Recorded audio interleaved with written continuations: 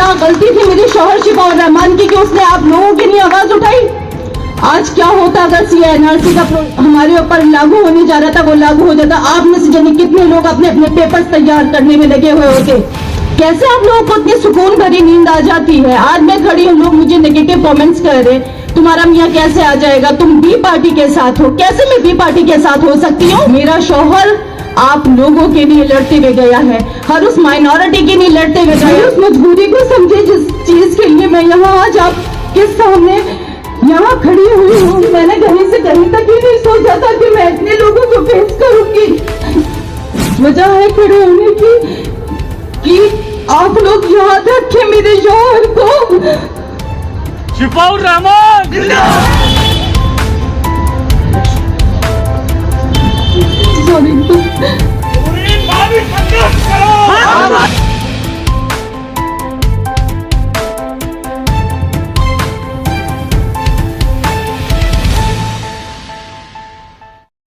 मैं आप लोगों की शुक्रगुजार हूँ कि आप लोग हमारे बुलाने पर इतनी सर्दी के मौसम अपने घरों से आराम दे बिस्तर से निकल के यहाँ पहुँचे हैं। शिफाउर रहमान जो दहशतगर्दी के इल्ज़ाम में 4.5 साल से बेगुनाह सजा काट रहे हैं।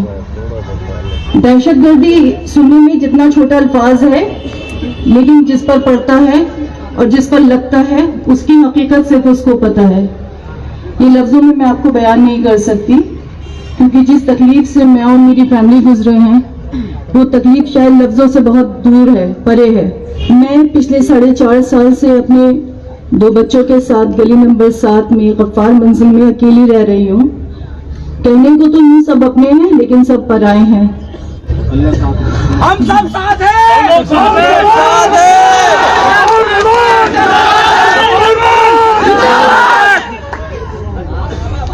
तो कहने का मतलब यह है कि मुझे ये सब दिखाकर आपको इमोशनली ब्लैकमेल नहीं करना है, क्योंकि मुझे इतना तो यकीन है कि आप लोग मेरी परेशानी को समझ रहे होंगे। जो लोग मुझे और मेरे शौहर को जानते हैं उनको ये पता है कि मैं किस कदर सख्त पर्दे में हमेशा रही। मैंने कभी कदम उनकी इजाजत के बिना बाहर नहीं निकाला। आज भी मैं यहाँ खड़ी हूँ तो उनकी इजाजत इसमें शामिल है। मैं आपको बताऊं, तन्हाई से जो मेरा रिश्ता है वो आज का नहीं है। जब मैं क्लास 9 में थी तो मेरी अम्मी का इंतकाल एक एक्सीडेंट में हो गया। जब वो सुबह घर से निकली तो बिल्कुल सेहतमंद और खुशहाल निकली थी, और जब मैं रात में अपने बिस्तर में लेटी तो मुझे पता चला कि मेरी अम्मी मुझे छोड़ के बहुत दूर जा चुकी हैं। उस गम से मैं ठीक से उभरी भी नहीं थी तो 2.5 साल बाद मेरे फादर खत्म हो गए। उनकी भी जो इंतकाल थी वो मेरे लिए एक बहुत बड़ा आजमाइश था, मेरी और मेरे भाइयों के लिए। मुझसे ज्यादा मेरे भाइयों के लिए, क्योंकि मेरे सर पे मेरे 2 भाई थे, बट उनके लिए शायद कोई नहीं था, क्योंकि बहनों के लिए उनका भाई एक बहुत मजबूत सहारा होते हैं। फिर मैं अलीगढ़ चली गई जब मेरे फादर का इंतकाल हो गया। अलीगढ़ में जाके मैंने पढ़ाई अपनी मुकम्मल की। जब मैं अलीगढ़ में होती थी और संडे आता था, विजिटिंग आवर्स आते थे, तो उसमें सब लड़कियां अपनी छुट्टियों में, अपने विजिटिंग आवर्स में अपने फैमिली मेंबर्स से जाके मिलती थी, और मेरे कानों को भी एक आवाज की तलब होती थी कि शायद कोई आकर कहे कि तुम्हारे अम्मी पापा आकर तुमसे मिलने के लिए खड़े हैं। बहरहाल अच्छे लोग थे और सब मोहब्बत वाले थे, तो वो वक्त गुजर गया। फिर मेरी शादी शिफाउर रहमान से 2008 में हुई, नवंबर में। तो मुझे लगा कि शायद बहुत सारी जो मेरी महरूमियां हैं वो खत्म होने जा रही हैं, और वो भी गई थी कहीं हद तक। बट उसके कुछ दिन बाद 2020 26 अप्रैल को मेरे शौहर को अरेस्ट कर लिया गया।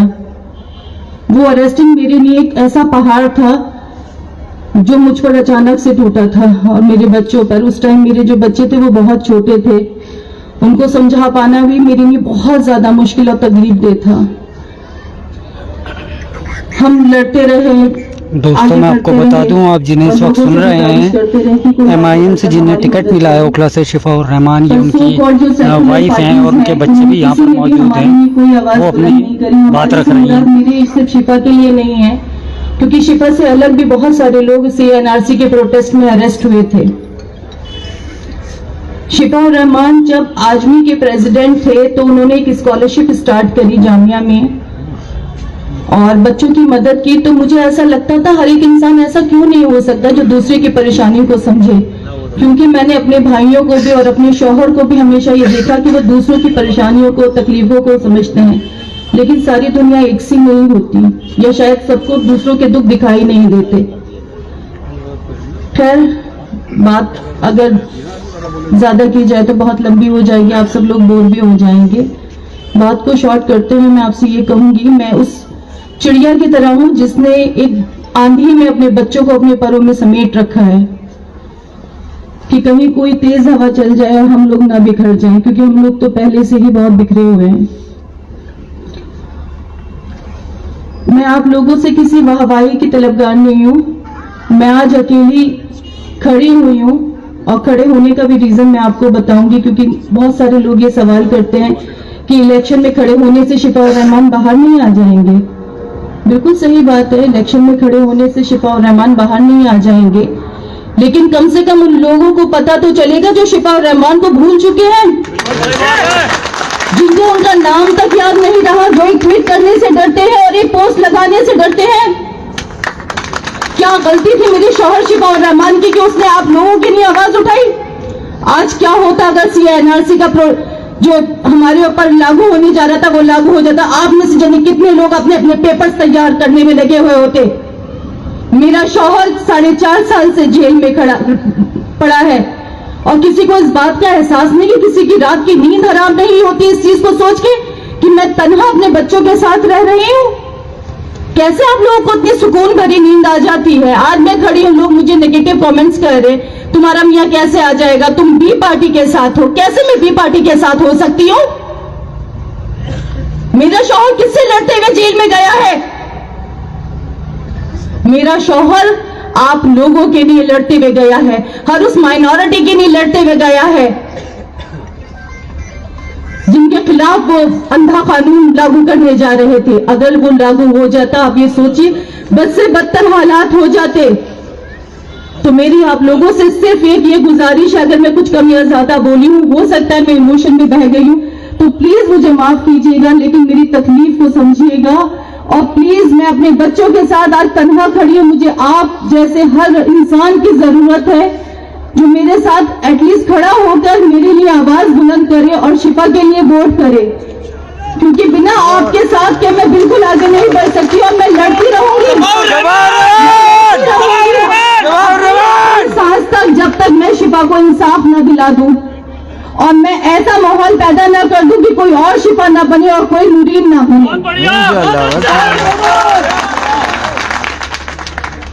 प्लीज आप लोग मेरे लिए, क्योंकि मैं बिल्कुल नॉन पॉलिटिकल लेडी हूँ, मेरा कोई ग्राउंड नहीं रहा है, पॉलिटिक्स से मेरा कोई वास्ता नहीं रहा, मैं एक हाउसवाइफ हूँ। मैं आज अगर यहाँ निकली हूँ तो प्लीज मेरे भाइयों, मेरी बहनों, मेरी इस मजबूरी को आप लोग समझो, इसको आप क्रिटिसाइज मत करो या फॉर ग्रांटेड मत लो उस चीज को कि हाँ खड़ी हुई है, कोई बात नहीं, लाखों लोग खड़े होते हैं, लेकिन आप मेरे पीछे की जो मजबूरी है उस चीज को प्लीज समझिए, मेरी उस मजबूरी को समझिए जिस चीज के लिए मैं यहाँ आज आपके सामने यहाँ खड़ी हुई हूँ।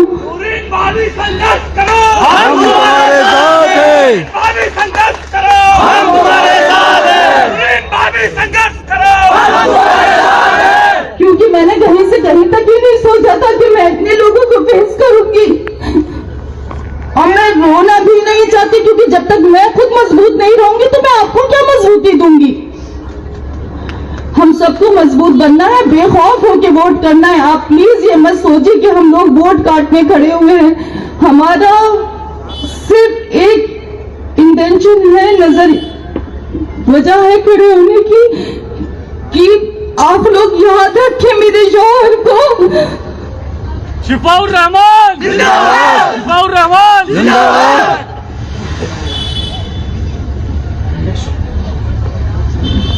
सॉरी।